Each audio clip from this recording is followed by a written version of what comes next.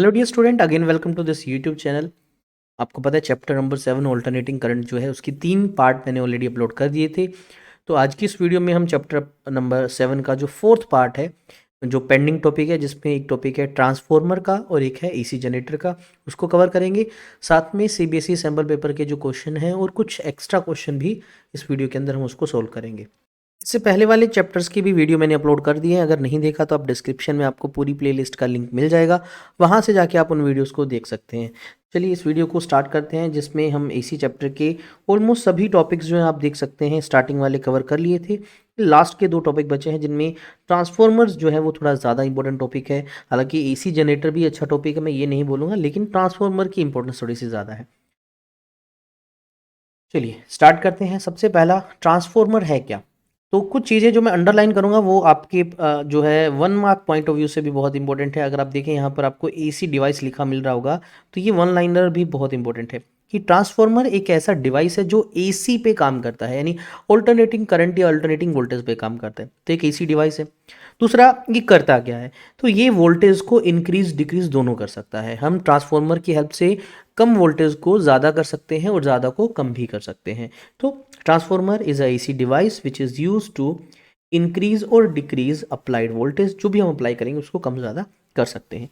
अगर हम बात करें इसके वर्किंग प्रिंसिपल की, तो बच्चों इसके कंस्ट्रक्शन में हम देखेंगे कि 2 कॉइल मेनली यूज होती हैं। तो एक कॉइल में हम इनपुट देते हैं और दूसरे से हमें आउटपुट मिलता है। तो आपको पता होगा 2 कोयल जब एक साथ हों तो वहाँ म्यूचुअल इंडक्शन का कॉन्सेप्ट यूज होता है। तो हमारा जो ट्रांसफॉर्मर है वो म्यूचुअल इंडक्शन कॉन्सेप्ट पे बेस्ड है। तो ये भी आपका 1 मार्क पॉइंट ऑफ व्यू से क्वेश्चन बन सकता है कि what is the working principle of transformer. तो हम बोलेंगे म्यूचुअल इंडक्शन। कंस्ट्रक्शन की बात करूं तो आप यहाँ स्ट्रक्चर देख सकते हैं, मैं आपको बता देता हूँ। कंस्ट्रक्शन में हर एक पार्ट का यूज भी आपको धीरे धीरे पता लग जाएगा। तो सबसे पहले देखें, आप यहाँ पर आपको दिख रहा होगा, यहाँ पर बच्चों ये जो है ये थिन शीट्स होती हैं आपके पास। थिन शीट्स ये जनरली आपकी जो है आयरन से बनी होती है, सॉफ्ट आयरन। तो इसको हम कोर भी बोल देते हैं। तो आप देखिए यहाँ बहुत सारी शीट्स हैं। डायग्राम वाइज देखें तो आपको एक स्क्वायर शेप का दिख रहा है पीस, जिसके बीच में से इतना सा पार्ट कट कर रखा है। तो ऐसी स्क्वायर शीट जो है, थिन स्क्वायर शीट की हमने ली, आयरन की स्क्वायर शीट्स ऐसी बहुत सारी ली और उनको एक के साथ एक अटैच किया। अब जब एक के साथ एक अटैच करेंगे तो इससे बड़ी एक सिंगल पीस ले ले। तो सिंगल पीस ही नहीं लेना था, हमें एरिया को कम से कम करना था, इसलिए थिन शीट की फॉर्म में लिया। अब इन शीट्स को लेमिनेट भी कर रखा है, इस पर एक इंसुलेटिंग मटेरियल भी है। तो इस तरह से ये लेमिनेटेड थिन शीट्स हैं आयरन की बनी हुई।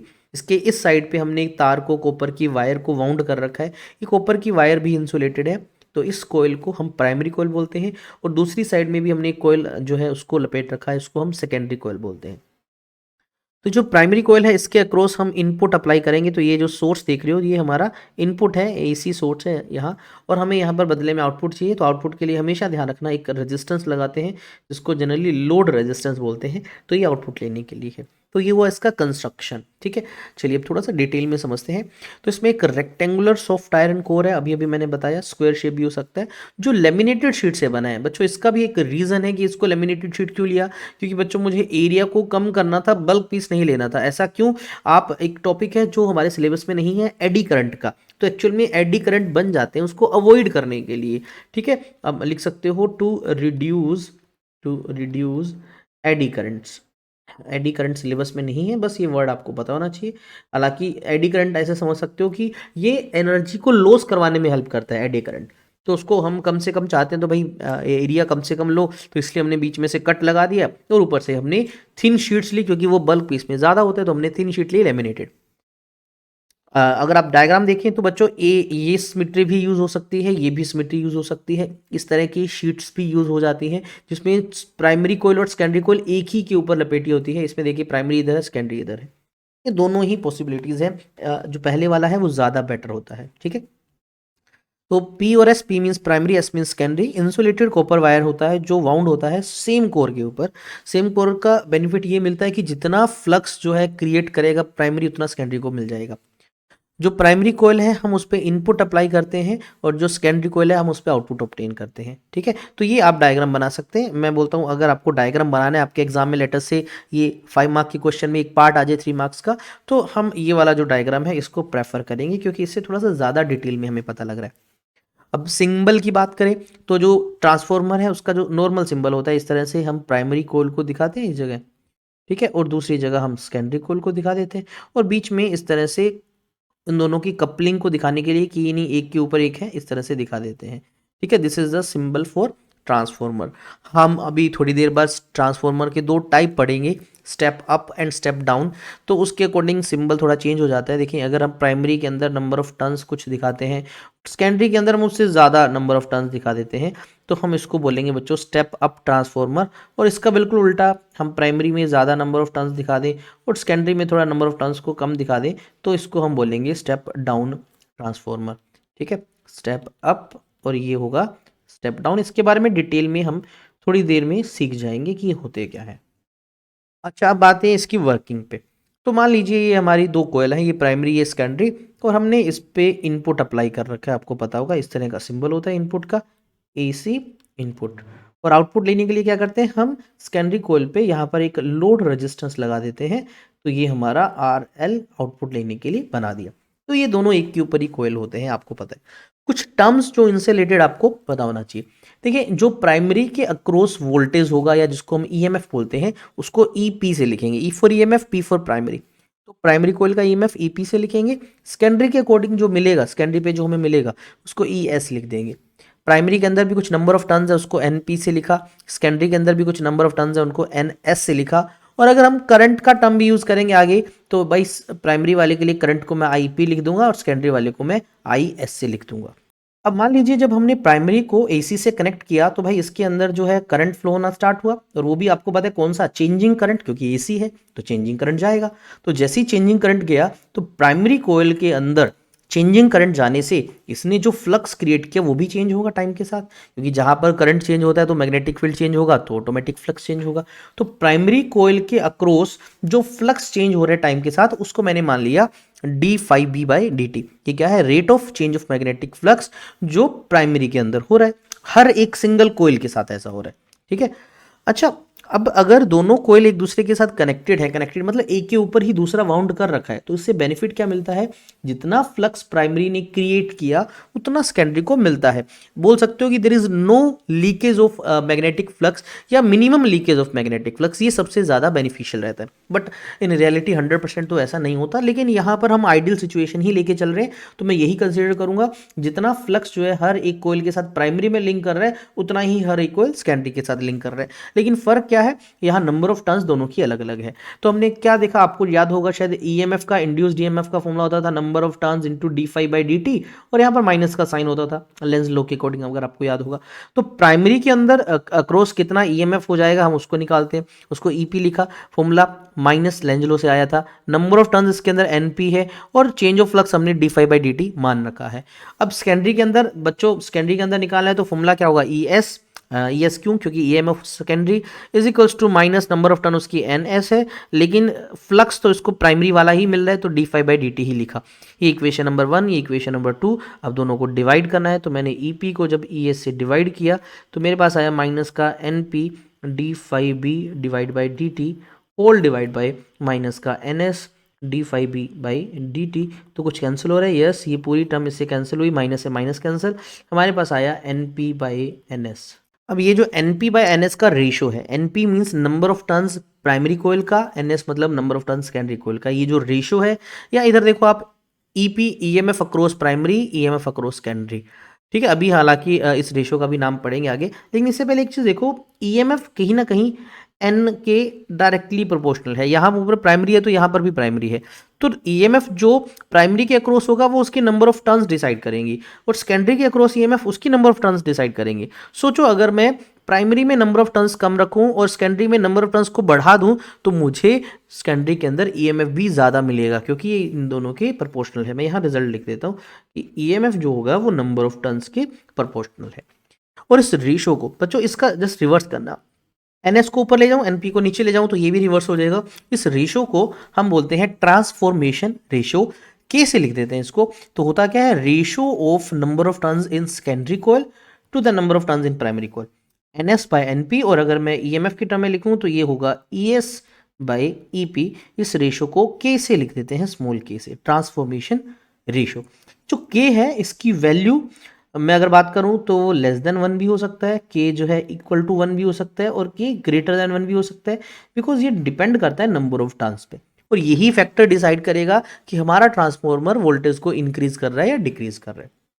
अभी उसको समझेंगे, उससे पहले मैं इलेक्ट्रिक करंट भी निकाल लेता हूँ क्योंकि उसकी टर्म में ईज़ी हो जाएगा इसको समझना। ये हमने के कैलकुलेट कर लिया, अब करंट पे देखते हैं। अब मान लीजिए आईपी जो है वो करंट है प्राइमरी कोइल का और आईएस जो है वो सेकेंडरी कोइल का। अब हम अगर मान के चलते हैं कि भाई जितना हम इनपुट दे रहे हैं उतना बदले में आउटपुट दे रहे हैं, कोई भी एनर्जी लॉस नहीं हो रही, तो इनपुट पावर आउटपुट पावर बराबर होना चाहिए। अब पावर का फॉर्मूला होता है वोल्टेज इंटू करंट।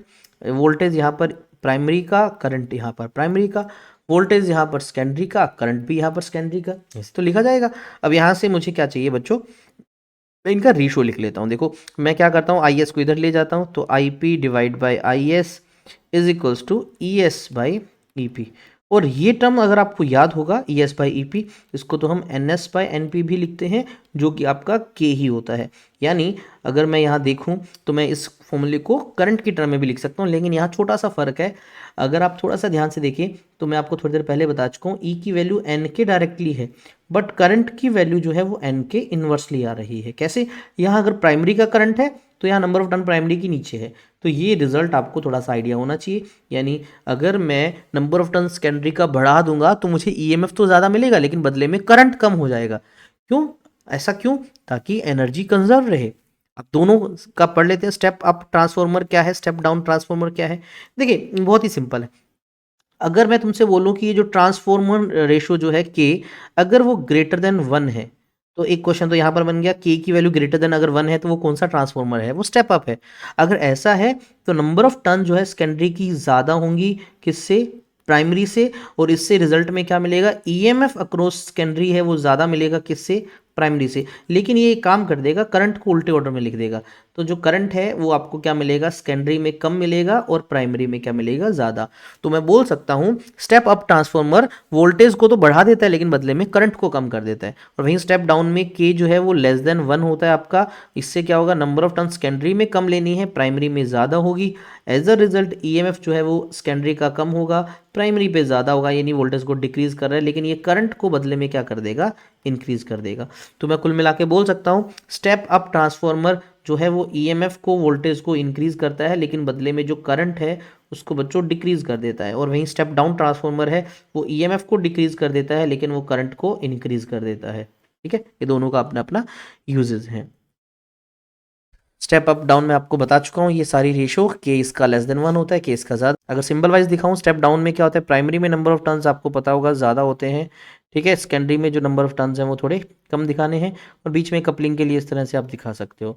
और स्टेप अप में बिल्कुल उल्टा, प्राइमरी कोइल के अंदर नंबर ऑफ टर्न्स कम दिखाने हैं, सेकेंडरी के अंदर नंबर ऑफ टर्न्स आपको क्या दिखाने हैं, ज़्यादा दिखाने हैं। तो ये इनका सिंबल बन जाता है इस तरह से। एफिशिएंसी, अब एफिशिएंसी क्या है भाई, कोई भी डिवाइस है उसको आप कुछ इनपुट में एनर्जी देते हो, वो कुछ आउटपुट उसका देता है बदले में, या आप ऐसे बोलो कि इनपुट में कुछ पावर दी हमने, आउटपुट में कुछ पावर मिला। इस रेशो को, आउटपुट कितना मिल रहा है डिवाइड बाय इनपुट, इस रेशो को एफिशिएंसी बोलते हैं। इसका सिंबल होता है ईटा एन एन, जैसे आपने 11th में विस्कोसिटी पढ़ा था वही सिंबल है इसका, ठीक है। सो होगा क्या, output power divide by input power. Power कैसे निकलता है, वोल्टेज और करंट के मल्टीप्लाई से। तो मैं यहाँ लिख देता हूँ, देखो पावर कौन सा, आउटपुट का डिवाइड बाय इनपुट का पावर, ठीक है। इसको ही हम एफिशिएंसी बोलते हैं। अब पावर को हम लिखते हैं वोल्टेज इंटू करंट। अब आउटपुट का वोल्टेज ई एस है, करंट आई एस है, divide by e P by I P. देखिए ये इसकी एफिशिएंसी का इन जनरल फॉर्मूला होता है, ठीक है। अब देखिए आइडियल अगर सिचुएशन है, वो जो सच में कभी होती नहीं, अगर आइडियल सिचुएशन है तो इनपुट आउटपुट बराबर होगा तो ईटा आपका 1 हो जाता है, यानी वो जो ट्रांसफॉर्मर है वो 100% एफिशिएंट है। बट इन रियलिटी में ऐसा थोड़ी होता है, रियलिटी में एन जो है वो लेस देन 1 ही होता है। तो आपको जो ट्रांसफॉर्मर है वो 90 से 95% तक जो है वो आपकी एफिशिएंसी देते हैं, ठीक है। क्यों, क्योंकि बाकी जो है वो कुछ लॉस हो जाता है। लॉस होने के रीज़न क्या है, तो यहाँ बहुत सारे रीज़न हो सकते हैं। ये टॉपिक इसी का पार्ट है ट्रांसफॉर्मर का, what are the various energy losses in transformer.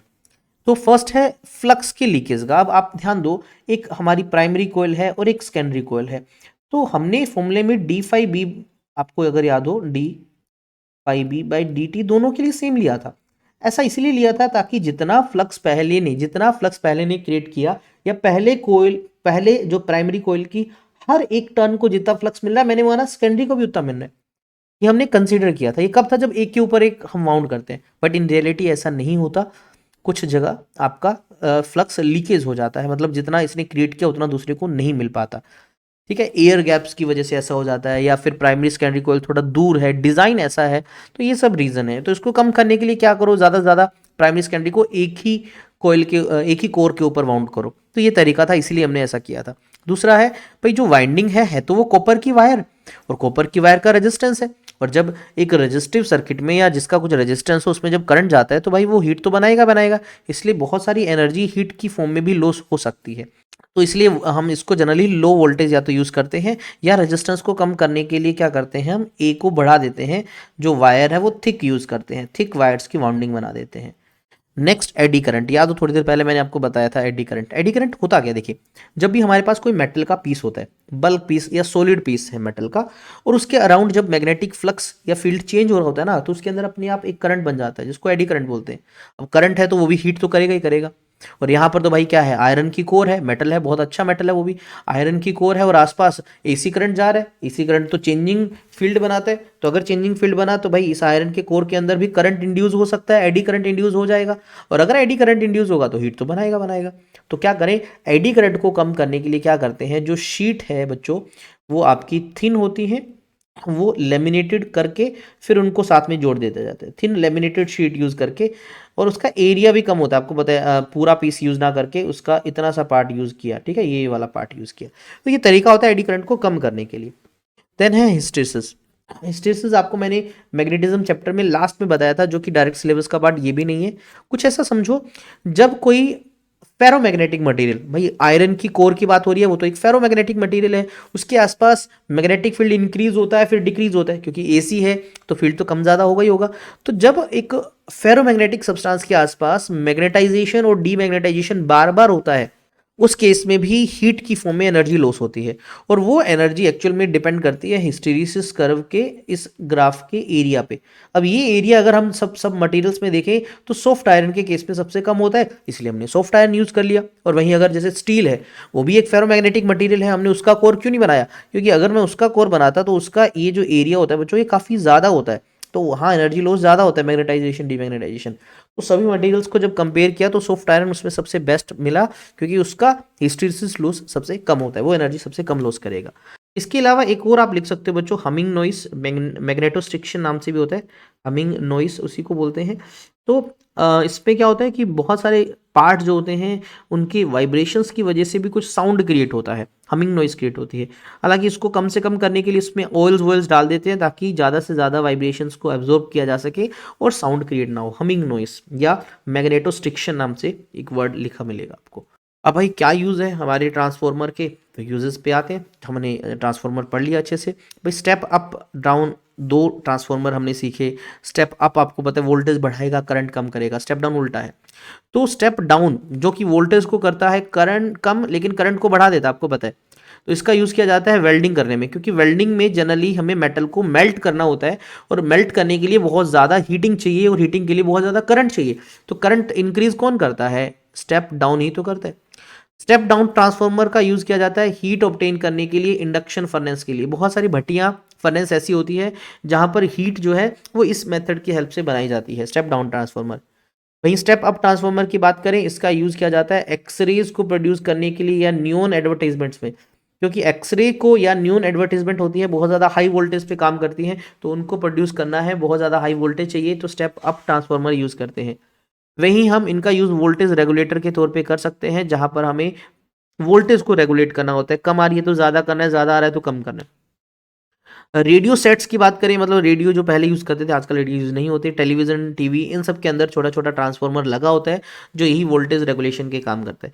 वहीं अगर हम बात करें transmission of electric energy, means एक जगह से दूसरी जगह अगर मुझे इलेक्ट्रिकल एनर्जी भेजना है, तो जनरली एक बड़ी दिक्कत होती है कि अगर हम कम वोल्टेज पे भेजते हैं तो एनर्जी लॉस जो है वो बच्चों ज़्यादा होता है, इसलिए हाई वोल्टेज पे भेजने से एनर्जी लॉस कम होता है। तो एसी को एक जगह से दूसरी जगह भेजना आसान है, और हमने ये भी देखा कि भाई हमारा ट्रांसफार्मर ट्रांसफॉर्मर एसी पे तो काम करता है, ये वोल्टेज को कम ज़्यादा करता है, तो इसलिए हम वोल्टेज को कम ज़्यादा इजीली कर सकते हैं और दूर तक भेज सकते हैं, ये इसका बेनिफिट है। देखिए ये नीचे एक स्ट्रेंजा लिखा है, ये भी काफ़ी इंपॉर्टेंट है, कंसेप्चुअल आपका टॉपिक है, ये आपको पता होना चाहिए कि लार्ज स्केल ट्रांसमिशन की बात करें हम या डिस्ट्रीब्यूशन की बात करें, उनको हम लॉन्ग डिस्टेंस की बात करें, मतलब मैं आपसे बोलूँ मुझे इलेक्ट्रिसिटी को यहाँ से बहुत दूर भेजना है तो वो हम ट्रांसफॉर्मर की हेल्प से ईजिली कर लेते हैं। और आपको पता है वोल्टेज आउटपुट जो है जनरेटर जो है, यानी जो जनरली जनरेटर जिसकी हेल्प से हम बनाते हैं इस एसी करंट को, ठीक है, वो कम होता है उसका, और उसको हम बढ़ा सकते हैं easily by use of transformer, और हम उसको लॉन्ग डिस्टेंस तक भेज सकते हैं जहाँ भी कंज्यूमर है हमारे, ठीक है, और वहाँ पर जाके वोल्टेज को वापस से डाउन करके और जो छोटे छोटे स्टेशन है वहाँ पहुँचा दिया जाता है, और फाइनली हमारे घर में 240 वोल्ट हमें मिल जाता है। तो बच्चों ये टॉपिक था आपका ट्रांसफॉर्मर का। देखिए ट्रांसफॉर्मर से क्वेश्चन मल्टीपल वे से बन सकते हैं, उसकी कंस्ट्रक्शन से रिलेटेड, उसकी वर्किंग से related, step up step down से रिलेटेड पूछा जा सकता है। अब हमारा लास्ट टॉपिक है वो है एसी जनरेटर, ठीक है, ऑल्टरनेटिंग करंट बनाने वाला। देखिए आप देखिए जनरेटर मतलब जनरेट करने वाला, तो एक ऐसा डिवाइस है जो एसी ऑल्टरनेटिंग करंट को बनाएगा। कैसे बनाएगा भाई, हम इसको कोई एनर्जी तो देंगे ही, क्योंकि अपने आप तो कुछ बनेगा नहीं, तो एक ऐसा डिवाइस है जो मैकेनिकल एनर्जी को इलेक्ट्रिकल में बदलेगा, यानी हम इसको पहले मैकेनिकल एनर्जी देंगे, हम इसको रोटेट करवाएंगे, इसके अंदर एक कोयल को हम किसी तरीके से रोटेट करवाएंगे एक्सटर्नली, उसके बाद हमें ये इलेक्ट्रिकल एनर्जी देगा। इसके वर्किंग प्रिंसिपल की बात करें, अगर मुझे वन लाइन में लिखना हो तो इलेक्ट्रोमैग्नेटिक इंडक्शन इसका वर्किंग प्रिंसिपल है। तो 1 मार्क का आपका भी क्वेश्चन बन गया भाई। देखो कि ईएमआई पे बेस्ड है, ईएमआई आपको पता होगा जब भी मैग्नेटिक फ्लक्स को हम चेंज करते हैं किसी कोयल के साथ तो उस कोयल में करंट इंड्यूस हो जाता है। तो यही है कि इसमें एक कोयल को बच्चे रोटेट करेंगे मैग्नेट्स के बीच में। अब रोटेट करने से क्या होगा, एंगल जो है इस कोयल का वो मैग्नेटिक फील्ड के साथ चेंज होगा, जिससे इस कोयल को मिलने वाला मैग्नेटिक फ्लक्स चेंज होगा और इसके अंदर ईएमएफ इंड्यूस हो जाएगी और करंट फ्लो होना स्टार्ट हो जाएगा। यही इसका वर्किंग प्रिंसिपल है। कंस्ट्रक्शन की बात करें बच्चों, देखिए 1 बाय 1 कंस्ट्रक्शन को समझते हैं। इस पे एक रेक्टेंगुलर कोयल आप देख पा रहे हो, ये कोयल जहां लिखा है इसका भी नाम अगर लिखना चाहो तो मैं ABCD नाम दे देता हूँ, अदरवाइज कोई और सिंबल यूज कर सकते हैं। ये रेक्टेंगुलर कोयल है, जनरली कॉपर वायर का बना होता है, इंसुलेटेड कॉपर वायर। और यहाँ आप डायग्राम में देखो एक सिंगल टर्न दिख रही है, लेकिन ऐसे मल्टीपल टर्न्स होती हैं और इन सबको एक सॉफ्ट आयरन के पीस के ऊपर वाउंड किया जाता है और उसके साथ एक एक्सल लगा होता है ताकि ये रोटेट हो सके। आप यहाँ एक्सल देख रहे हो, ये रोटेट हो सके। और इस पूरे अरेंजमेंट को कोयल प्लस जिस कोर पे सॉफ्ट आयरन की कोर जिस पे इसको लपेटा है प्लस एक्सल, इस पूरी चीज को हम बोल देते हैं बच्चों आर्मेचर। क्या बोल देते हैं, आर्मेचर। तो पहला पार्ट है armature, large number of turns copper की सॉफ्ट आयरन पे वाउंड किए है और इसके साथ एक एक्सल है। उसके बाद क्या है, आप देखिए दो मैग्नेट है, एक इधर N लिखा है, एक इधर S लिखा है। तो ये है फील्ड मैग्नेट्स जो मैग्नेटिक फील्ड प्रोवाइड करेगी। मैग्नेटिक फील्ड यहाँ कांस्टेंट है, नॉर्थ से साउथ इसकी डायरेक्शन होती है, आपको पता है। इसके अंदर हमने कोयल को रोटेट करवाना है। भाई रोटेट करवाएंगे कैसे भाई, वो हम पे डिपेंड करता है। आप अगर फ्री हैं तो आप अपने हाथ से घुमाते रहो, अगर आप हवा का यूज़ करते हो विंड एनर्जी से घुमा सकते हो, तुम चाहो तो फ्लोइंग वाटर है उसकी हेल्प से करवा सकते हो। तो ये जितने भी डायनमोज होते हैं, अगर मैं बात करूँ सोलर पावर स्टेशन की बात करें, अगर हम थर्मल पावर स्टेशन की बात करें, उन सब जगह पर यही होता है, हम किसी ना किसी तरीके से एक्सल को घुमा लेते हैं। एक्सल घूमने से ये जो कोयल है ये मैग्नेटिक फील्ड में घूमेगा। अब कोयल घूमेगा तो कोयल को मिलने वाला फ्लक्स चेंज होगा, फ्लक्स चेंज होगा तो ईएमएफ इंड्यूस होगा और इस कोयल के अंदर करंट फ्लो होना स्टार्ट हो जाएगा और हमें आउटपुट में करंट मिल जाएगा। ठीक है, हाँ वो AC DC दोनों में से कोई भी हो सकता है। और AC ऑब्टेन करने के लिए अरेंजमेंट में कुछ खास क्या है मैं आपको बता देता हूँ। यहाँ पर आप देखिए तो आगे ये जो कोयल है वो रिंग से कनेक्टेड होता है, जिनको हम स्लिप रिंग्स भी बोलते हैं या फुल रिंग्स भी बोल देते हैं। तो आप रिंग्स बोल सकते हो R1 R2, ये फुल है ध्यान रखना। अगर ये हाफ होती शेप में तो इससे जो आउटपुट मिलता वो हमें DC आउटपुट मिलता, लेकिन हम यहाँ पर AC जनरेटर की बात कर रहे हैं तो ये फुल रिंग्स की वजह से ऐसा है, क्योंकि ये पोलैरिटी को चेंज करवाने में हेल्प करेगा। ये रिंग्स देख सकते हो, ये मेटलिक पार्ट होता है, ठीक है, होलो रिंग्स है। ये कोइल्स के एंड के साथ कनेक्टेड है, जैसे ये जो A वाला साइड है वो नीचे वाले के साथ कनेक्टेड है, ये जो D वाला साइड ऊपर वाले के साथ कनेक्टेड है। फर्दर इनके साथ आप देखो यहाँ पर ब्रशेज होते हैं, इनको कार्बन ब्रशेज बोलते हैं, जो इस रिंग्स के साथ कॉन्टेक्ट बना के रखता है। ये यहाँ पर परमानेंट कनेक्टेड नहीं है, जस्ट सिंपल टच कर रहा है उसको कनेक्ट करे हुए, ये ब्रशेज बोल सकते हैं। B1 B2 यहाँ लिखना चाहो तो यहाँ नाम दे सकते हैं इसको। मैं अगर R1 R2 दे रहा हूँ, इसको ब्रशेस को B1 B2 नाम दे सकते हैं। और इन ब्रशेस के अक्रॉस ही हमें क्या मिलेगा, आउटपुट मिलेगा, लोड रेजिस्टेंस RL हम लिख सकते हैं। ठीक है, ये सब लिखा हुआ है। अब बात करते हैं कि काम कैसे करता है, इसकी वर्किंग क्या है। तो देखो सबसे पहले कोयल से रिलेटेड कुछ टर्म्स हैं, उनको हम मान लेते हैं। लेट अस से जो N है वो क्या है, टोटल नंबर ऑफ टर्न्स है, टोटल नंबर ऑफ टर्न्स जो हमने उस कॉइल में यूज़ किया है। और मान लीजिए जो बी है वो है मैग्नेटिक फील्ड, जो उस मैग्नेट्स ने दे रखा है हमें मैग्नेटिक फील्ड। हमारी उस कॉइल का कुछ एरिया ऑफ क्रॉस सेक्शन है, ये हमने ए मान लिया, एरिया ऑफ कॉइल का। और हमने थीटा क्या मान लिया, वो है एंगल। एंगल किसके बीच में, ध्यान से सुनना, angle between area vector and magnetic field के बीच का। तो ये सारी चीज़ें मान ली। मान लीजिए मैं एक डायग्राम में यहाँ थोड़ा सा आपको समझाना चाहूँ यहाँ कि ये हमारी मैग्नेट्स थी, ये नॉर्थ था, ये साउथ था। तो आपको पता है मैग्नेटिक फील्ड नॉर्थ से साउथ होता है, ये हमारा बी का डायरेक्शन है। अब इसके अंदर एक कोयल है। कोयल कैसे है, मान लीजिए ये कोयल किसी इंस्टेंट पे ये इस तरह से है, तो इसका कुछ एरिया वेक्टर भी होगा, ये मान लीजिए एरिया वेक्टर है। तो ये जो एंगल है ना बच्चों, ये दिस इज थीटा एंगल। मान लीजिए स्टार्टिंग केस में जब आर्मेचर को रोटेट करवाएंगे हम, उसमें उससे पहले हम बात करें, ये देखें ये जो एक्सल है इसके साथ इसको रोटेट करवाएंगे। ध्यान रखना एक टर्म आएगी ओमेगा। तो भाई जब हम किसी को रोटेट करवाते हैं तो हम वहाँ एंगुलर वेलोसिटी की बात करते हैं। तो मान लीजिए हम इसको एंगुलर वेलोसिटी ओमेगा से रोटेट करवाएंगे, ठीक है। तो आर्मेचर कोयल को मान लीजिए हम किसी एंगुलर वेलोसिटी ओमेगा से क्या करवा रहे हैं, रोटेट करवा रहे हैं। इसके अंदर मैग्नेटिक फील्ड में कोयल का एरिया ए मान लिया, और किसी टी टाइम पे मान लीजिए वो थीटा एंगल बना रहा है बी के साथ। तो मान लीजिए जब टी जीरो था तब एंगल जीरो था, अब ये कोई और टाइम है जब एंगल थीटा बन रहा है, उस टाइम पे कितना फ्लक्स लिंक करेगा। तो फ्लक्स का फॉर्मूला होता है भाई magnetic field into area into cos of theta. तो क्या मैं इसको b into a cos of theta को क्या मैं ओमेगा टी लिख दूं। यस, एंगुलर वेलोसिटी की टर्म में लिखना है तो मुझे पता है ओमेगा होता है थीटा बाई टी, तो यहाँ से थीटा को ओमेगा इंटू टी लिख सकते हैं। लेकिन सर मुझे तो चाहिए क्या, टोटल ईएमएफ कितना इंड्यूस होगा। उससे पहले अगर मैं नंबर ऑफ टर्न से मल्टीप्लाई करूं तो ये बन जाएगा एन बी ए कोस ओमेगा टी। ठीक है, एन से क्यों मल्टीप्लाई किया, क्योंकि टोटल नंबर ऑफ टर्न्स की टर्म में है। ये फॉर सिंगल टर्न है, ये टोटल का है आपका, ठीक है। हमें तो चाहिए ईएमएफ इंड्यूस कितना वोल्टेज देगा, तो उसका फॉर्मूला था माइनस का d phi by D t. अच्छा, यहाँ ऊपर एन ना लगा के यहाँ भी मल्टीप्लाई कर सकते थे, तो माइनस का d by D t. Flux का फॉर्मूला है n into B into a into cos of omega T. तो चलिए इसको सोल्व करते हैं। माइनस का n b into a cos omega t का आपको याद होगा माइनस का sine omega t, multiply by omega भी आएगा क्योंकि बच्चों ओमेगा टी का करेंगे, तो माइनस माइनस प्लस बन जाएगा n b a into omega into sine of omega T. तो ये ईएमएफ इंड्यूस्ड का हमारे पास फॉर्मूला आया ई का, क्या, ओमेगा एन बी ए साइन इंटू ओमेगा टी। अगर मैं तुमसे बोलूँ बच्चों साइन की ज़्यादा से ज़्यादा वैल्यू कितनी है, तो आप बोलेंगे भाई सर साइन की वैल्यू ज़्यादा से ज़्यादा 1 होती है। तो अगर मैं इस साइन ओमेगा टी को 1 पुट कर देता हूँ तो जो ई आएगा वो मेरे पास क्या आ जाएगा, omega N into B into A, क्योंकि ये तो 1 हो जाएगा।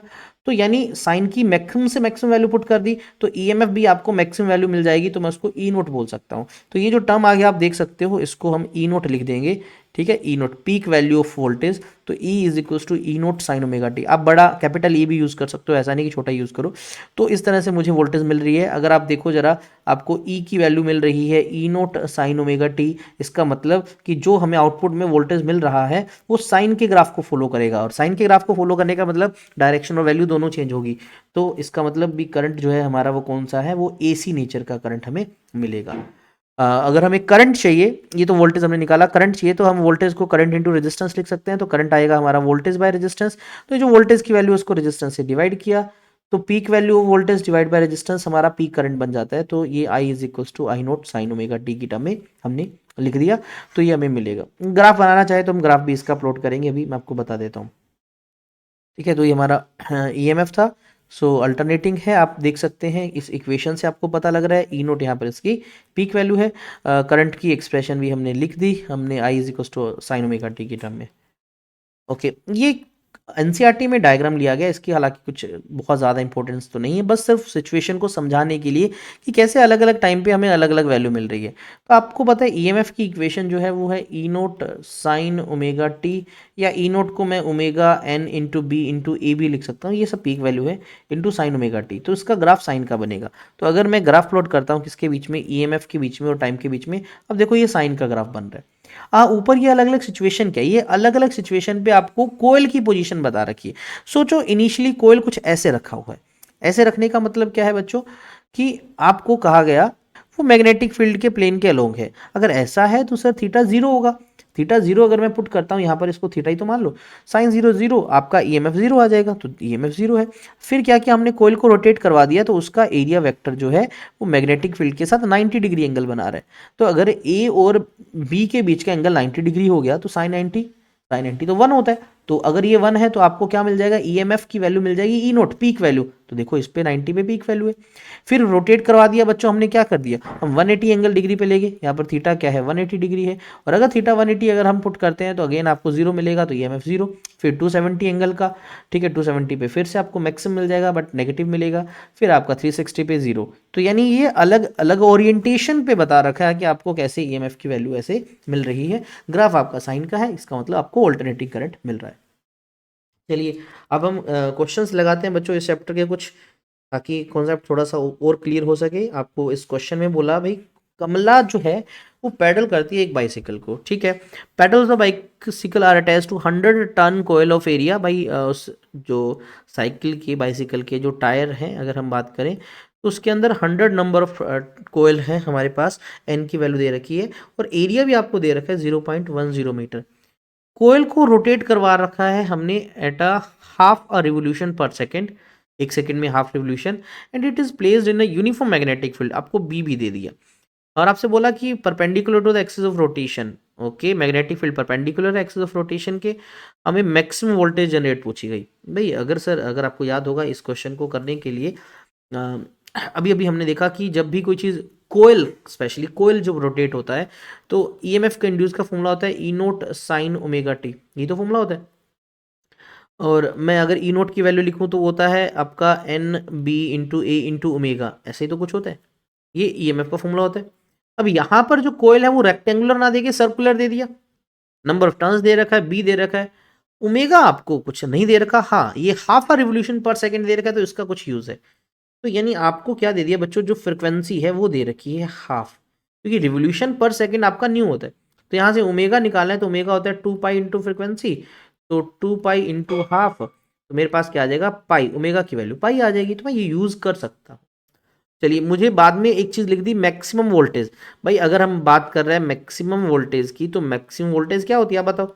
मैक्सिमम वोल्टेज तो तब होगी जब हमारा व्हेन साइन ओमेगा टी हमारा 1 बन जाए, तब ई हमारा ई नोट हो जाएगा, और उसकी वैल्यू क्या होती है n into B into a into omega. Number of turns आपको 100 दे रखा है, बी आपको 0.01 दे रखा है, एरिया भी आपको क्वेश्चन में 0.10 दे रखा है, ओमेगा मैंने अभी भी लिखा पाई। तो बच्चों इस सब की वैल्यूज पुट करो, सोल्व करो, आपका आंसर आएगा 0.314 वोल्ट। तो क्वेश्चन का आंसर आ गया कि भाई इस केस में हमारे पास जो वोल्टेज होगी वो 0.314 होगी।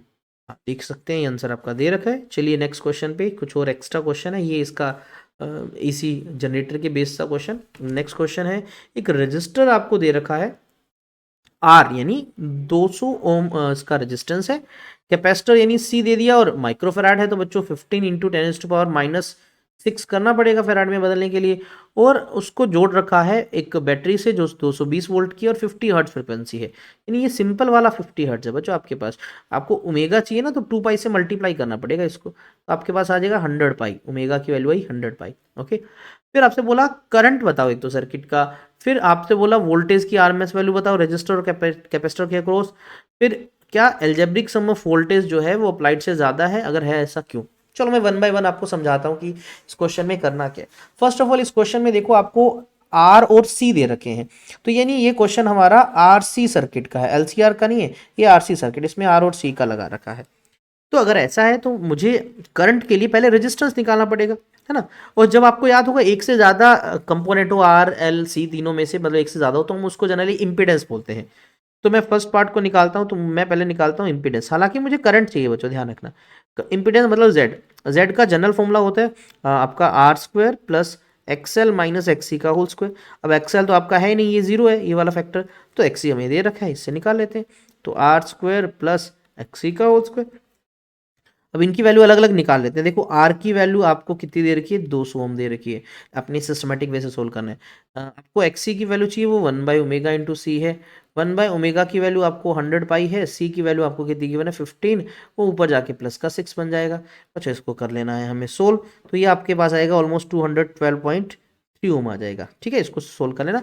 पहले करके रख सकते हो, बाद में भी पुट कर सकते हो। तो यहाँ पर आर की वैल्यू आपके पास सिंपली 200 है, 200 का स्क्वायर प्लस 212.3 का होल स्क्वायर, पूरे का रूट किया, तो मेरे पास जो इम्पीडेंस आएगा वो 291.67 ओम आएगा। थोड़ा सा कैलकुलेट वाला पार्ट है वो आपको करना पड़ेगा। अब आपको क्वेश्चन में तो पूछा था भाई करंट बताओ। अच्छा, करंट से पहले ये कौन सी वोल्टेज है भाई, ये आपको कुछ नहीं दे रखा, तो ये इसकी आरएमएस वैल्यू है। तो हमें तो करंट पूछा है, तो करंट की भी तो आरएमएस वैल्यू आ जाएगी। तो करंट का वैल्यू होता है voltage divide by resistance, resistance को जेड से लिख रहे हैं। तो वोल्टेज हमारा 220 है और ये हमारा है 291.67 है, ये हमारा आ जाएगा 0.75 एम्पियर करंट आ गया। ये फर्स्ट पार्ट का आंसर आ गया।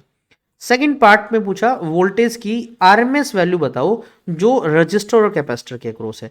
वोल्टेज रजिस्टर का, वोल्टेज कैपेसिटर का। वोल्टेज निकालने के लिए क्या करते हो, करंट को रेजिस्टेंस से मल्टीप्लाई करो, करंट को रेजिस्टेंस से मल्टीप्लाई करो, लेकिन रेजिस्टेंस दोनों केसेस में अलग अलग होंगे। अगर मैं खाली इसकी बात करूं रजिस्टर की, तो आई इंटू आर से काम चल जाएगा। आई की वैल्यू अभी भी निकाली 0.75, आर आपका 200 है, तो इसको सोल्व करो, लगभग आपका 151 वोल्ट आ जाएगा आपके पास। और अगर मैं कैपेसिटर के अक्रॉस करूं तो करंट को एक्सी से मल्टीप्लाई करना है, तो ये है 0.75 और ये आपकी वैल्यू कितनी थी 212.3 थी। इसको सोल्व किया, ये आपके पास आ जाएगा लगभग 160.3 वोल्ट। अब तीसरा पार्ट बहुत इंपॉर्टेंट है। आपसे तीसरे में पूछा क्या है, मतलब सी तो नहीं बोला डायरेक्ट, कहते हैं एल्जेब्रिक सम करो इन दोनों का। तो अगर मैं वी आर और वी सी को सिंपली जोड़ता हूँ, ये तो 151 प्लस 160.3 कितना आएगा मेरे पास, तो ये मेरे पास आ जाएगा 100, सॉरी ये आ जाएगा मेरे पास 311.3 वोल्ट ना, 311 वोल्ट के आसपास आया। लेकिन अप्लाई तो सिर्फ 220 वोल्ट किया, तो टोटल 311 कैसे आया, है ना, यही तो मुझे आंसर बताना है। ये इस तरह से आया क्योंकि जब हमारे पास एक एलसीआर सर्किट होता है तो टोटल वोल्टेज कभी भी अलजेब्रिक सम से नहीं निकलती। तो अगर मुझे टोटल वोल्टेज निकालना है तो मुझे इस तरह का फॉर्मूला लगाना पड़ेगा, वोल्टेज अक्रॉस आर का voltage across L minus voltage across C का स्क्वायर। अब एल तो जीरो है हमारे पास, तो ये बन जाएगा वी आर का स्क्वायर प्लस वी स्क्वायर का स्क्वायर। तो वी आर हमारे पास क्या है बच्चों, वी आर है हमारे पास 151 का स्क्वायर कर भाई, और हमारे पास वी सी कितना है, वी सी हमारा 160.3 है, इसका स्क्वायर कर, ऐड करके रूट कर। तो ये जब सोल्व करोगे ये तुम्हारे पास 220 वोल्ट ही आएंगे, ठीक है ना।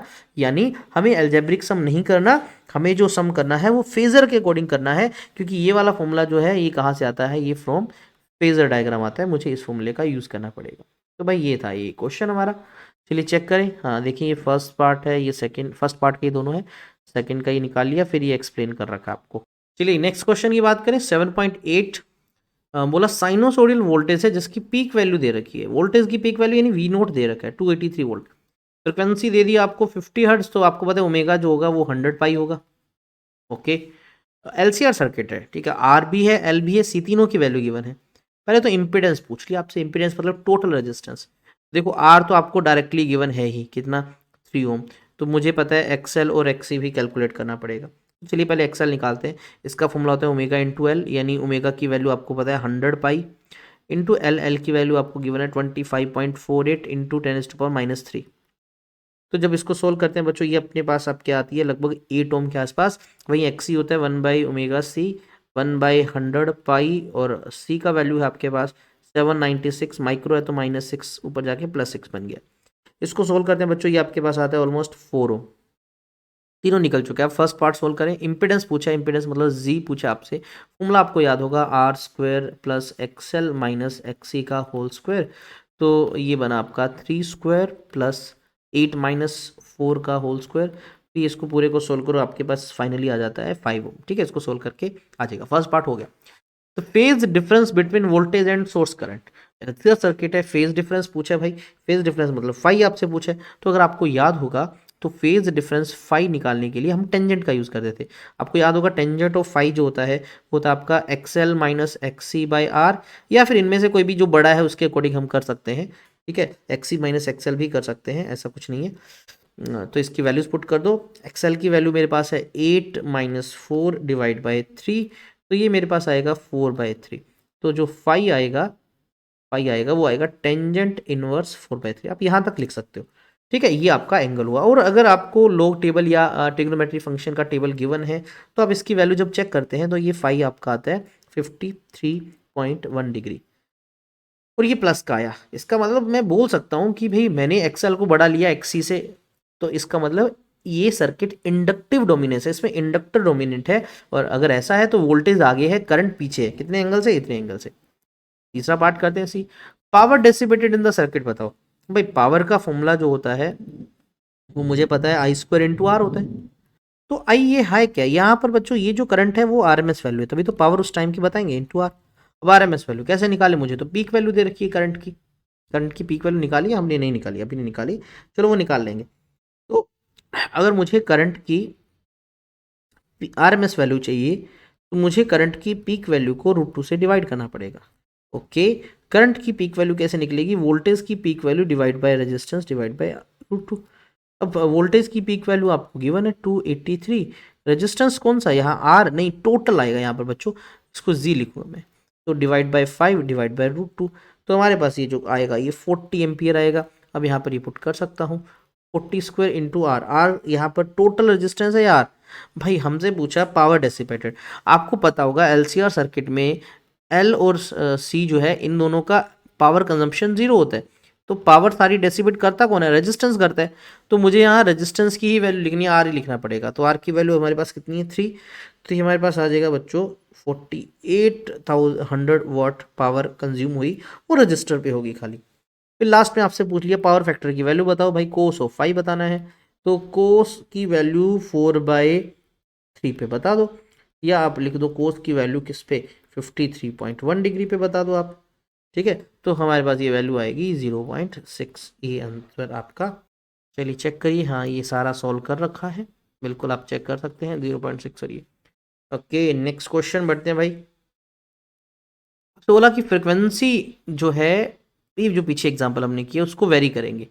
What is the frequency of the source at which resonance occur, भाई वो फ्रिक्वेंसी बताओ, इन दोनों में से कुछ भी बता दो भाई तुम, जिस पे रेजोनेंस होगा। ओके, रेजोनेंस फ्रिक्वेंसी का तो फॉर्मूला बहुत ईजी है, अगर मैं ओमेगा निकालना चाहता हूँ तो मुझे 1/√LC करना है, और अगर मुझे न्यू निकालना है तो मुझे करना पड़ेगा √2πL/C, दोनों फॉर्मूले से निकल जाएगा। चलो मैं पहले ओमेगा वाली निकालता हूँ, तो ओमेगा नोट लिख देता हूँ क्योंकि ये रेजोनेंट फ्रिक्वेंसी है। तो 1/√L की वैल्यू, एल की वैल्यू क्वेश्चन में गिवन थी लास्ट वाले में, तो वो थी 25.48 मिली हेनरी था, मिली के लिए -6 लगा दिया, मल्टीप्लाई बाय सी की वैल्यू उस क्वेश्चन में अगर आपको याद होगा 796 माइक्रो था, तो -6 यहाँ पर लगाया। पूरे को सोल्व, ये तुम्हारा मुश्किल काम है थोड़ा सा, करना पड़ेगा। 222.1 आपको मिलेगा रेडियन पर सेकेंड, ये आपके पास ओमेगा आ गया। और अगर सिंपल फ्रिक्वेंसी चाहिए तो भाई इसको 2 पाई से और डिवाइड कर दो, सिंपल फ्रिक्वेंसी चाहिए तो आप क्या करो, 2 पाई से जब इसको डिवाइड करना है 1/2 पाई से इस चीज़ को, 222.1, ये आपके पास आ जाएगा ऑलमोस्ट 35.4 हर्ट्स। ठीक है, 35.4 हर्ट्स। ओके, बी पार्ट देखिए क्वेश्चन का, आपसे बोला calculate the impedance of the circuit, भाई इम्पिडेंस निकालना है, जी निकालना है, तो शायद हमने क्वेश्चन में किया था, लेकिन कब निकालना है, रेजोनेंट कंडीशन पे। भाई अब आपको याद होगा Z जो है वो R के बराबर हो जाता है, कब, एट रेजोनेंस। ऐसा क्यों, क्योंकि रेजोनेंस में XL और XC तो बराबर हो जाते हैं, तब Z और R बराबर हो जाता है, तो Z की वैल्यू सिर्फ 3 ओम थी, तो टोटल इंपीडेंस आपका 3 ओम हो जाता है। चलिए नेक्स्ट पार्ट सी पे देखें, बोला हमें पावर डेसिपेट भी बताओ, लेकिन ये पावर डेसिपेट कौन सी है, ये रेजोनेंट कंडीशन पे है। तो याद हो यार, रेजोनेंट कंडीशन पे Z और R बराबर होता है, ध्यान रखना। तो पहले तो मैं निकालता हूँ पावर, पावर का फॉर्मूला होता है करंट का स्क्वायर इंटू रेजिस्टेंस, करंट कौन सा, RMS वाला, तो ये RMS करंट निकालूंगा। तो RMS करंट निकालने के लिए मुझे पीक वैल्यू चाहिए करंट की, उसको √2 से डिवाइड करना है। अब पीक वैल्यू करंट की कैसे निकलेगी, पीक वोल्टेज को मुझे रेजिस्टेंस से डिवाइड करना है। Z और R एक ही चीज़ है, तो दोनों को 3 ही पुट करना है मुझे। तो मैंने वोल्टेज की वैल्यू कितनी पुट की उस क्वेश्चन में, अगर आपको याद होगा 283 थी, डिवाइड बाय 3 डिवाइड बाय √2, इसको सोल्व करेंगे, ये मेरे पास आएगा ऑलमोस्ट 66.7 एम्पियर। यहाँ पर पुट किया 66.7 का होल स्क्वायर, रेजिस्टेंस 3 ही लेना है क्योंकि रीजनेंट में Z और R बराबर होता है, तो ये हमारे पास आ जाएगा 13.35 किलो वाट, मतलब 10⁻³ ये हमारे पास आंसर आया। पिछले वाले में कम पावर थी, इसमें ज़्यादा ही, ज़्यादा पावर है इसमें। चेक करें आंसर, ठीक है बच्चों, ये आंसर दे रखे हैं, हम इसको कर सकते हैं। नेक्स्ट क्वेश्चन में आपसे कहा भाई एक RL सर्किट है तुम्हारे पास, रेजिस्टेंस और L आपको दिखा रखा है, पहले तो इम्पीडेंस पूछा है, Z पूछा है, तो जी निकालना बहुत आसान है भाई। आर का तो आपको डायरेक्ट 3 ओम दे रखा है, एक्सएल भी डायरेक्ट इस क्वेश्चन में दे रखा है। जी निकालना है तो आपको पता होगा आर स्क्वायर प्लस एक्सएल का स्क्वायर कर दूं क्योंकि एक्स तो है ही नहीं, तो भाई आर का स्क्वायर 3 स्क्वायर प्लस 4 स्क्वायर, ये शायद आपके पास सोल्व करोगे तो 5 ओम आ जाएगा, है ना। तो बोलते हैं फेज डिफरेंस बताओ, 10 फाई से निकलता है बच्चों, याद रखना 10 फाई जो है वो आपका क्या होगा, एक्सएल माइनस एक्सी। अब ये एक्सएल है माइनस एक्सी, एक्सी जीरो लेना है बाद में, डिवाइड बाय हमारा आर होता है, तो ये हमारा 4 divide by 3 tangent of five, five हमारा आ गया 10 इनवर्स 4/3, 53 वैल्यू थी अगर आपको याद हो लास्ट क्वेश्चन में की थी। थर्ड पार्ट हमसे क्वेश्चन में पूछा, ये सेकंड पार्ट था, ये फर्स्ट पार्ट था। आई आर एम एस बताओ भाई, आई आर एम एस। तो भाई आई आर एम एस के लिए क्या करना है, आई पीक को √2 से डिवाइड करना है। और आई पीक कैसे निकलता है, टोटल वोल्टेज की पीक वैल्यू डिवाइड बाय हमारा इम्पेडेंस जी डिवाइड बाय √2। तो v R M s sorry v peak value 100 दे ही रखा है, और जी हमने फर्स्ट पार्ट में निकाला ही था कितना, 5 था, डिवाइड बाय √2। इसको सोल्व कर लो, ये आएगा 10√2 एम्पियर, हमारा आंसर आ गया। ओके चलिए चेक करें आंसर, ठीक है आंसर सही है सारे। अब क्वेश्चंस वो जो सीबीएसई सैम्पल पेपर में दे रखा था, सीबीएसई सैम्पल पेपर की बात करें तो उसमें एक आपको एमसीक्यू क्वेश्चन मिला इस चैप्टर का, इस साल की बात करें, थोड़ा बहुत फॉर्मेट चेंज हो सकता है, मैं यही नहीं बोलूँगा कि इसके साथ एकदम स्टिक करके रहें, आपको मार्किंग थोड़ी कम ज़्यादा मिल सकती है। प्लस सीबीएसई फर्स्ट जो सैम्पल पेपर लॉन्च किया था वो थोड़ा ठीक था, और जो बाद में किया वो थोड़ा डिफिकल्ट था। फाइनल बोर्ड की बात करें तो वो आपको इन बिटवीन दोनों के मिलेगा, मतलब सेकंड वाले से थोड़ा कम आसान होगा, तो मतलब सेकंड वाले से आसान होगा, फर्स्ट वाले से थोड़ा सा डिफिकल्ट जा सकता है, ये उससे रेलिवेंट क्वेश्चन मिल सकते हैं, इसलिए हम दोनों क्वेश्चंस को कर रहे हैं। तो कहा लार्ज स्केल ट्रांसमिशन, देखो स्टेंजा को पढ़ा था आपको याद होगा, लार्ज स्केल ट्रांसमिशन की बात करें, अगर मुझे एनर्जी को दूर तक भेजना है तो हम ट्रांसफॉर्मर यूज करते हैं, बिल्कुल ठीक कहा। वोल्टेज आउटपुट जो है जनरेटर का स्टेप अप किया जाता है, यानी हम स्टेप अप ट्रांसफॉर्मर लगा के वोल्टेज को ज्यादा करके दूर तक भेजते हैं, ऐसा क्यों किया जाता है। तो क्या मुझे करंट को कम करना है, यस, अगर वोल्टेज ज्यादा हो रही है तो करंट पक्का कम ही तो होगा, मतलब ये तो ठीक है। Reduction of current end voltage both, नहीं यार वोल्टेज को कम थोड़ी कर रहे हैं हम, स्टेप अप लगा के बढ़ाते हैं, तो ये नहीं आएगा। पावर लॉस को कम करना है, यस ये भी बिल्कुल ठीक बोल रहे हैं, तो ए और सी दोनों ठीक है, तो ऑप्शन डी जो है हमारा सही आंसर होगा, तो इसका डी आंसर है। ओके, एक क्वेश्चन आपको 5 मार्क्स का मिला था जिसके और में भी एक क्वेश्चन था, तो पहले हम इस पार्ट को करते हैं। तो हमसे कहा हमें 5 मार्क के क्वेश्चन में ए बी सी पार्ट पूछे, फर्स्ट में बोलते हैं ग्राफ बताना है इंडक्टिव रिएक्टेंस, यानी बच्चों XL की बात हो रही है, कैपेसिटिव रिएक्टेंस मतलब XC की बात हो रही है, किसके साथ, फ्रीक्वेंसी के साथ ग्राफ बनाना है। तो बहुत ही प्यारा सा सिंपल सा है फॉर्मूला बेस्ड, तो इसको मैं ओमेगा इंटू एल लिखता हूँ, तो हम इसको 2 पाई फ्रीक्वेंसी इंटू एल लिख सकते हैं, और इसको 1/ओमेगा C लिखते हैं, तो इसको मैं 1/2 पाई फ्रीक्वेंसी इंटू सी लिख सकता हूँ। आप देखो तो इसमें डायरेक्टली प्रोपोर्शनल है, इसमें इन्वर्सली है, तो अगर मैं पहले का बनाता हूँ मैं यहीं सोल्व कर देता हूँ इसको। तो फर्स्ट पार्ट की बात करें बच्चों में, अगर एक्सएल को फ्रीक्वेंसी के साथ दिखाऊंगा तो ये रिलेशन डायरेक्टली वाला आएगा, और वहीं अगर मैं एक्सी को फ्रीक्वेंसी के साथ दिखाऊंगा तो ये रिलेशन इन्वर्सली वाला आएगा, ठीक है। फिर आपसे बी पार्ट में पूछा draw the phasor diagram of LCR circuit connected to AC source, LCR का फेजर बताना है। अब उसमें वीएल बड़ा मान रहे हैं, वीसी वो तुम पे डिपेंड करता है, तो आपको याद होगा एक बड़ा सारा हम क्या बनाते हैं, प्लस का साइन बना लेते हैं फेजर डायग्राम को बनाने के लिए, ठीक है, हमने ये बना दिया। अब उसके बाद क्या होता है कि 3 वोल्टेज दिखानी है, और अगर हम बात करें किसकी, करंट की, तो एक सिंगल दिखाना होता है। तो मान लीजिए मैं इसी डायरेक्शन में करंट को दिखा देता हूँ, और 3 वोल्टेज है, और उससे पहले इसको मैंने आई लिखा। 3 वोल्टेज में जो रजिस्टर की वोल्टेज है वो तो इसी के अक्रॉस होती है, तो मैं उसको इसी के ऊपर ही दिखा देता हूँ। ये हमारी जो है वोल्टेज ये कौन सी हुई, ये बच्चों हुई VR, ठीक है। अब बाकी वोल्टेज भी दिखा देते हैं, बाकी में कौन कौन सी बची, हमारे पास बची VC और VL। VL जो है 90 आगे होता है तो मैं ऊपर दिखाता हूँ, और VC जो है वो नीचे है, तो यहाँ मैं थोड़ा नीचे दिखा देता हूँ। तो ये हमारी हुई VC, और ये हुई VL। अब VL और VC 180 पे, तो इन दोनों का रिजल्टेंट जो है वो ऊपर की तरफ आएगा, तो इन दोनों का रिजल्टेंट मैं दिखा देता हूँ, ये मान लीजिए, और इसका भी नाम मैंने रख दिया, क्या आया, ये आया VL माइनस VC। अब फाइनल रिजल्टेंट निकालना है तो इन दोनों से निकलेगा, इससे, यहाँ मैंने इसको मिला दिया, और यहाँ मैंने इसको मिला दिया, और इनके बीच में हमारा क्या आ गया, फाइनल रिजल्टेंट आ जाएगा ये। तो ये हमारी फाइनल वोल्टेज V आ गई। तो ये इम्पीडेंस डायग्राम है, ये हमारा ओमेगा, सॉरी इसको मैं फाई लिखता हूँ बच्चों, ये हमारा फाई। तो इस तरह से फेजर डायग्राम हम बना सकते हैं, किसका, एलसीआर सर्किट का। चलिए सी पार्ट की बात करें, आपसे कहा एसी है कोई 220 वोल्ट का, ओके, उसको हमने एक्स नाम के डिवाइस पे लगाया और करंट फ्लो किया 0.25 एम्पियर, ओके। वो लेग्स बिहाइंड, पीछे जा रहा है। भाई कौन से सर्किट में करंट पीछे जाता है आप बताना जरा। आपको पता होना चाहिए कि बच्चों अगर किसी सर्किट में इंडक्टर लगाओ तो हमेशा करंट पीछे जाता है। अगर वो प्योर इंडक्टर है तो पाई बाय 2 फेज होता है, और अगर वो प्योर नहीं है उसके साथ आर लगा है तो एंगल आपका पाई बाय 2 से कुछ कम भी हो सकता है। तो इसने बोला पाई बाय 2, यानी ये हमारा जो है एक्स जो है वो क्या है, एक्स हमारा इंडक्टर है, क्योंकि इंडक्टर में ही करंट पीछे जाता है। ओके। फिर बोलता है भाई एक और है, उसमें क्या है, वोल्टेज और करंट जो है वो सेम फेज में है। भाई सेम फेज में किस में होता है, सेम फेज रजिस्टर में होता है। तो हमारा जो सर्किट वाई है वो एक प्योर रजिस्टर है। तो हमारे दोनों सर्किट पहचान लिए। अब इसके नेक्स्ट पार्ट में बोलता है कि इन दोनों को सीरीज में लगा दिया। तो अगर सीरीज में लगाया तो हमारा जो सर्किट बना इंडक्टर और रजिस्टर का, यानी एल आर सर्किट की बात हो रही है बच्चों। कौन सा सर्किट है, एल आर सर्किट है। और आपसे बोला कि भाई उस एल आर सर्किट का करंट बताओ, तो बहुत ही ईजी पार्ट है यार ये तो चलिए हमने मान लिया कि हमारे पास ये एक खाली इंडक्टर है और ये खाली रजिस्टर था हमारा। इसका एक्स एल होता है रेजिस्टेंस, इसका आर होता है। इसको हमने कहा सेम वोल्टेज देनी है, मतलब इसको 220 वोल्ट देनी है। इसको तो 220 वोल्ट दे ही रहे हैं। और आपको पता है भाई इसको जब 220 वोल्ट देते थे तो करंट हमारा 0.25 एम्पियर किया। इसमें भी क्वेश्चन में दे रखा है कि सेम वोल्टेज पे करंट सेम जाता है, तो इसका भी 2.5 हुआ। तो अगर मैं दोनों में से बच्चों इनकी रेजिस्टेंस की वैल्यू निकालूं, तो आपको पता है रेजिस्टेंस कैसे निकाला जाता है, voltage applied 220 divide by current इतना, यह है हमारा 880 ओम रेजिस्टेंस आया। तो इसमें भी देखो वोल्टेज और करंट सेम है, तो आर की वैल्यू भी आपके पास क्या आएगी, 220 डिवाइड बाय 0.25, यानी आपके पास 880 ओम आया। अब बोला भाई इन दोनों को सीरीज में लगा दिया हमने, एक इंडक्टर को और एक रजिस्टर को सीरीज में लगा दिया, और इसको भी कितने से जोड़ दिया, 220 वोल्ट से जोड़ दिया। अब इसमें कितना करंट फ्लो करेगा, हमसे क्वेश्चन में ये पूछा। तो भाई अगर इस सर्किट का करंट निकालना है तो करंट निकालने के लिए वोल्टेज को डिवाइड करना पड़ेगा रेजिस्टेंस से। रेजिस्टेंस को Z लिखेंगे, इंपीडेंस क्योंकि दो चीजें आ गई, एल और आर आ गया।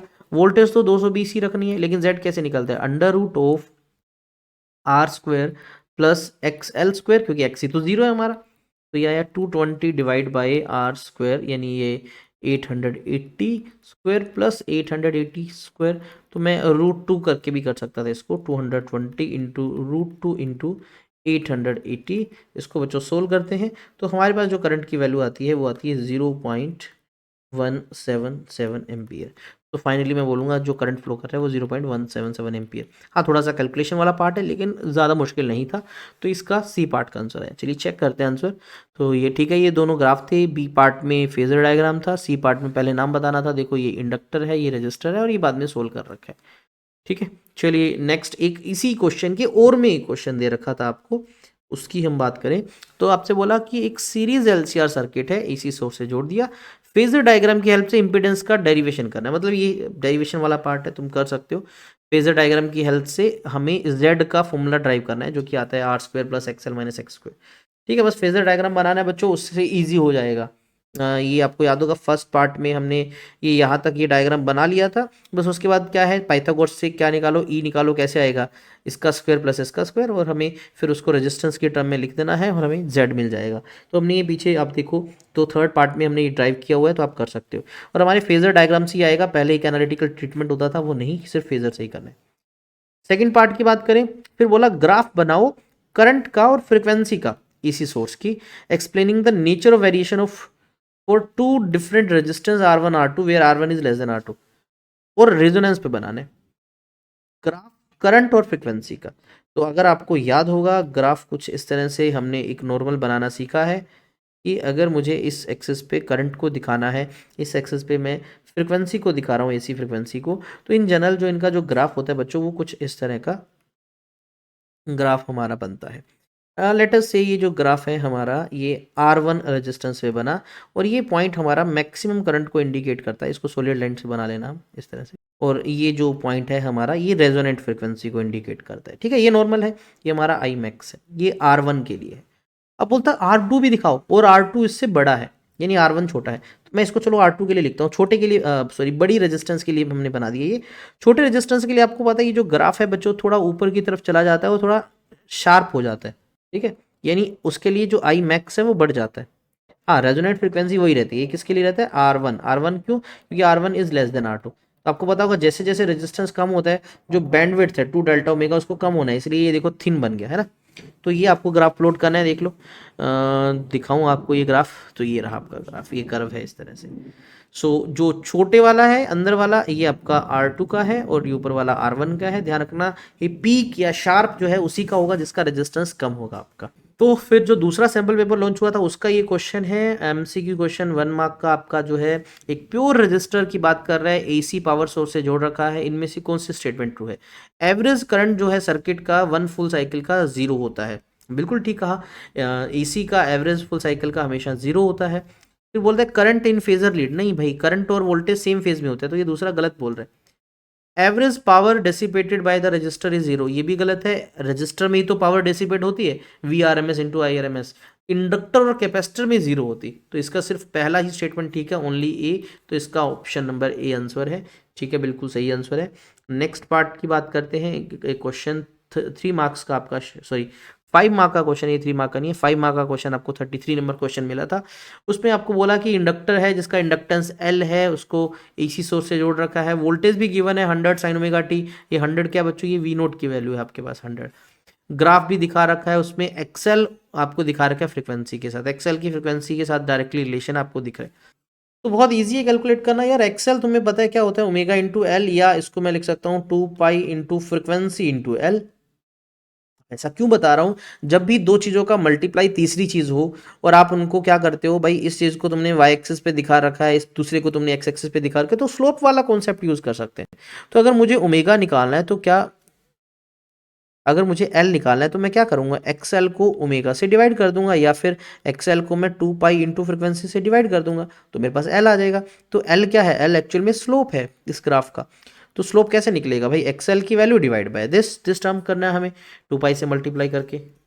तो एक्सएल की वैल्यू बच्चों कोई भी रैंडम पॉइंट ले लो, लेटर से ये है तो मैं इस वैल्यू को लिख लेता हूँ, या फिर आप बीच वाली वैल्यू ले सकते हो, इवन ये सबसे सेम आएगा।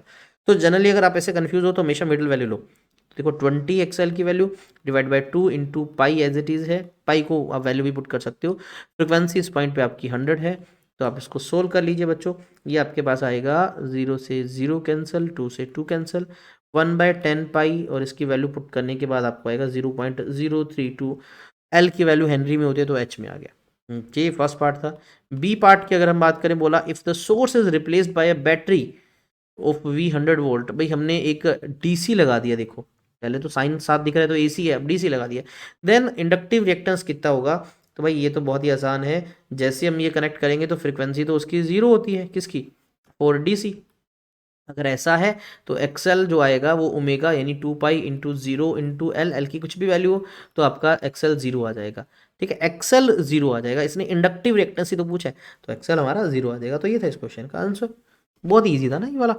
अच्छा, इसका सी पार्ट है, उसमें बोला कि अगर फ्रिक्वेंसी 50 हर्ट्ज है तब एवरेज पावर डेसिपेटेड बताओ इंडक्टर की, वो भी कंप्लीट साइकिल में, और आपने अपने आंसर को जस्टिफाई भी करना है। तो यार ये तो आपको पता है, फ्रिक्वेंसी कुछ भी हो, अगर सर्किट हमारा एल है या सी है तो एवरेज पावर डेसिपेटेड हमारी हमेशा 0 होती है। अब इसने बोला जस्टिफाई आंसर, तो भाई आपको इसको प्रूफ करके दिखाना पड़ेगा। तो आप प्रूफ दो तरीकों से कर सकते हो, या तो आप लिखो भाई सर एवरेज पावर का जो फॉर्मूला होता है वो होता है AC सर्किट के लिए VRMS IRMS into cos of phi, phi phase difference होता है। आप बोल सकते हो कि भाई इन इंडक्टर, इंडक्टर के अंदर फाई हमारा 90 डिग्री होता है, तो यहाँ 90 पुट कर दो, तो VRMS IRMS इंटू कोस 90 0, तो पावर एवरेज हमारी 0 आ गई। तो आप इस तरह से प्रूफ कर सकते हो बच्चों इस चीज़ को। डी पार्ट देखिए भाई, डी पार्ट में आपसे बोला कि एक इंडक्टर है आपके पास सीरीज, और सीरीज में एक रेजिस्टेंस भी जोड़ दिया 15 ओम का, तो हमारा सर्किट अब LR सर्किट बन गया, और एक कैपेसिटर भी है 5 ओम का, तो LCR बन गया। और फ्रिक्वेंसी बताओ, the frequency of alternating sources varied such that power dissipated circuit become maximum. बोलता कि था हम उसकी फ्रिक्वेंसी को चेंज कर देंगे और पावर मैक्सिमम हो गई। अगर ऐसा है उस केस में फ्रिक्वेंसी बताओ, फेज डिफरेंस बताओ, और उस मैक्सिमम पावर की वैल्यू बताओ। आप हमेशा याद रखना, जब भी आपसे मैक्सिमम पावर की बात कर रहा है बच्चों, तो पावर मैक्सिमम सिर्फ LCR सर्किट में, ध्यान रखना LCR सर्किट की पावर मैक्सिमम तभी होती है जब रेजोनेंस की कंडीशन हो। जब रेजोनेंस होता है, पावर मैक्सिमम होने से करंट भी मैक्सिमम हो जाएगा, XL आपका XC के बराबर हो जाएगा, फ्रिक्वेंसी आपकी 1/√LC हो जाएगी, या सिंपल फ्रिक्वेंसी आपकी 1/2 2 pi into under root l c हो जाएगी। तो भाई ये फॉर्मूला हमने लगाना है, हम इस फॉर्मूले से फ्रिक्वेंसी निकाल सकते हैं। तो फ्रिक्वेंसी निकालनी, मैं इसको इधर सोल्व कर रहा हूँ further. Frequency is equals to 1/2 pi under root l, l की वैल्यू आपको गिवन है क्वेश्चन में कितनी बच्चों, हमने फर्स्ट पार्ट में निकाला है इसका आंसर 0.032 मल्टीप्लाई बाई सी हमारा है 5 इंटू 10⁻⁻6। इसको सोल्व करेंगे तो हमारे पास फ्रिक्वेंसी जो आएगी वो आएगी 398 हर्ट्स के आसपास। ठीक है, तो ये हमारी रेजोनेंट फ्रिक्वेंसी आ गई। फिर आपसे पूछा भाई ये किसकी तरह काम कर रहा है, हमारा सर्किट आपको पता है रेजोनेंस में एक्सएल और एक्सी तो जीरो हो गया, तो ये हमारा बन जाता है प्योर रेजिस्टिव सर्किट। और अगर हमारा ये प्योर रेजिस्टिव सर्किट बन जाता है तो वी और आई सेम फेज में होते हैं, सेम फेज में होते हैं, इनका फेज डिफरेंस जीरो हो जाता है। और फिर बोलता है कि पावर डेसिपेटेड अगर मैक्सिमम निकालनी है तो पावर डेसिपेटेड हमारी V R M S into I R M S आ जाती है। ठीक है, V R M S into I R M S आती है। वी और आई की वैल्यू नहीं दे रखी तो आपको पुट करने की जरूरत नहीं है, अपने सिंपल बताना है। ये सारा चेक कर सकते हैं a b c d part का। इसके और में एक क्वेश्चन और दे रखा है जो 5 मार्क्स का वही है, इसको भी सोल्व कर लेते हैं, फिर हमारा ये चैप्टर कंप्लीट हो जाएगा। तो आपको क्वेश्चन में बच्चों इस बार ट्रांसफॉर्मर का दे रखा था, बोला कि एक आइडियल ट्रांसफॉर्मर है, उसमें कोर फेरोमैग्नेटिक सब्सटेंस की, आयरन की मुझे पता है, उसमें दो कोयल हैं प्राइमरी सेकेंडरी, प्राइमरी की नंबर ऑफ टर्न्स यानी एनपी गिवन है, सेकेंडरी के नंबर ऑफ टर्न्स आपको एनएस गिवन है। देखो एनएस कम है तो यानी एक स्टेप डाउन ट्रांसफॉर्मर है। फर्स्ट पार्ट में बोला what is the voltage across secondary coil, आपको ई एस पूछ लिया। ठीक है, if the r M S value कहाँ की, प्राइमरी की 240 दे रखी है। बहुत इजी पार्ट है यार फर्स्ट पार्ट, क्योंकि आपको याद होगा एक फॉर्मूला होता है कि वोल्टेज जो सेकेंडरी की और वोल्टेज जो प्राइमरी की ये आपका n s by n p के इक्वल होता है। अगर मुझे इसमें से सेकेंडरी के पूछा है, ई एस पूछा है, तो क्या करूँगा, n s by n p को ई पी से मल्टीप्लाई कर दूंगा। एन एस मुझे है 50 दे रखा, ये हमारा 500 है, और ई पी की वैल्यू है बच्चों 240। तो इसको पुट करो, हमारे पास आएगा 24 वोल्ट। तब देखो भाई 240 से भी 24 कर रहा है, यानी ये स्टेप डाउन ही हुआ हमारा। बी पार्ट देखते हैं, what will be the individual currents in two coil, primary coil दोनों का रेजिस्टेंस बताना है। अच्छा बोल क्या रहा है, if the secondary has a resistance, primary का कोई रेजिस्टेंस नहीं, सेकेंडरी का, तो पहले मैं सेकेंडरी वाले से निकालता हूँ। तो मुझे पता है सेकेंडरी का करंट निकालना है तो सेकेंडरी के वोल्टेज को रेजिस्टेंस से डिवाइड करना पड़ेगा। सेकेंडरी का वोल्टेज तो 24 वोल्ट मिला, रेजिस्टेंस इसका 20 है, तो भाई हमारे पास आ जाएगा 1.2 एम्पियर। ओके, अब प्राइमरी का रेजिस्टेंस तो दे ही नहीं रखा था, तो क्या करना है भाई, आपको एक फॉर्मूला ये भी पता है कि e s by e p is equals to i p by i s. Current के साथ भी हमने रिलेशन पढ़ा है, तो आई पी निकालने के लिए क्या करूँगा, ई एस को ई पी से डिवाइड करके आई एस से मल्टीप्लाई कर दूंगा। सेकेंडरी का वोल्टेज 24 है, इनिशियल 240 था, और आई एस की वैल्यू हमने 1.2 निकाली है। बच्चों इसको पूरे को सोल्व करते हैं, ये हमारे पास आंसर आ जाएगा ये आंसर आ जाएगा हमारे पास 0.12 एम्पियर। ठीक है, ये हमने कैलकुलेट कर लिया इसमें। ठीक है, बिल्कुल सही है, हमने इस तरह से कैलकुलेट कर लिया। ओके, तो इस तरह से आपका ये कंप्लीट चैप्टर हो जाता है। हमने सैम्पल पेपर के क्वेश्चन भी कर लिए हैं। तो नेक्स्ट वीडियो के अंदर हम नया चैप्टर स्टार्ट करेंगे रे ऑप्टिक्स का, देन वेव ऑप्टिक्स। जैसे ही वो दोनों चैप्टर खत्म होंगे हम इसके साथ साथ फिर क्वेश्चंस है उसको सोल्व करने की वीडियोस भी अपलोड करते रहेंगे। तो मिलते हैं अगली वीडियो में। स्टे सेफ, स्टे हैप्पी, जय हिंद, जय भारत।